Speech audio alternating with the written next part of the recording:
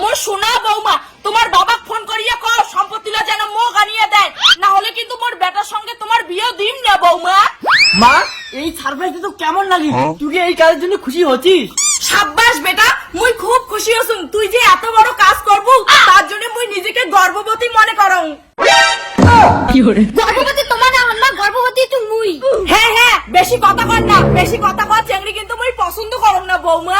মা তোমার বেটা মোক কোন দিন বিয়ে করবে? মোক কিন্তু আর ভালো লাগি হচ্ছে না, সবাই মোক কেমন করে কয়। খবরদার বৌমা, মোর মুখে মুখে কথা কইবেন না। মোর বেটার সঙ্গে ঘুরোঘুরি করিয়ে এমন অবস্থা বাড়ির সময় কি মোক কয়া করছিলেন মাগো? তোমার বাবা সম্পত্তি মোর বেটার না দিলে মুই তোমার সঙ্গে বিয়ে দিম না। শোনা, মোর মার মুখে মুখে কথা কব না।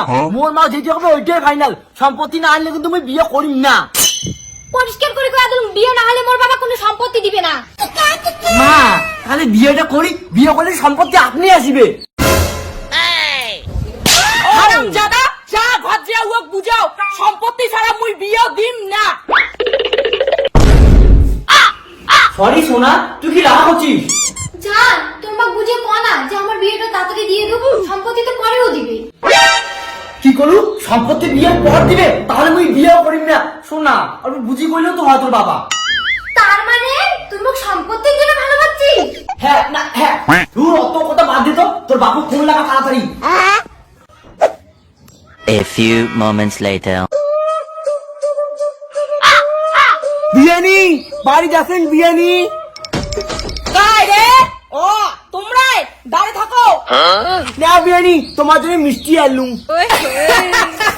মিষ্টি মুখ পরে হবে, বিয়াই সম্পত্তির কাগজলা আনছেন করে দেখো। তোর বিয়ানি মুই সম্পত্তি আনো নাই। তোমাকে মোর বিয়ে করা মাইনে নাকি তোমার মোটা সম্পত্তি চান? বিয়াই তোমরা কি ভুলে গেছেন মোর বেটা তোমার বেটি কি বানাইছে? সম্পত্তি ছাড়া কিন্তু মুই বিয়েও দিম না। আরে বিয়ানি, দিস ইজ নরমাল। আগত তো দাদু হন, পরেও দাদু হন, তাদের আগত হওয়াটাই ভালো। মানে তোমার মান সম্মানের ভয় নাই বিয়াই? ইস, বড় লোক হওয়ার মুই কত বড় প্ল্যান করছো, এই প্ল্যানটাও মনে হয় মোর ভেস্তি যাবে। বিয়ানি মোর জামাইয়ের বেটি কোটে, বিয়ের তারিখটা ঠিক করি। জামাই বাবা আসছিস? তাড়াতাড়ি যে তোর বাবার ওঠে আর পর সব সম্পত্তি মোর নামে লিখে দেওয়ার, নাহলে কিন্তু কোথা খারাপ আছে। বৌমা তোমার বাবা কও সম্পত্তি নিয়ে মোর বেটার নামে লেখি দর, না হলে এই বাড়ি থেকে এলাই চলে যাও।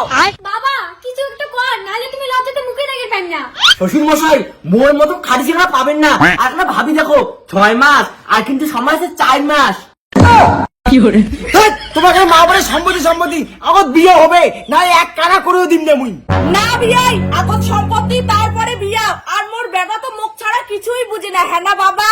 মোর বেটাক মুই যেইটাই কম সেইটাই শুনবে। তার মানে শ্বশুর মশাই তোমরা আমার কথা শুনবেন না? তাহলে এই প্যারের বাচ্চা মোর না হয়, আমি কিছু করিনি।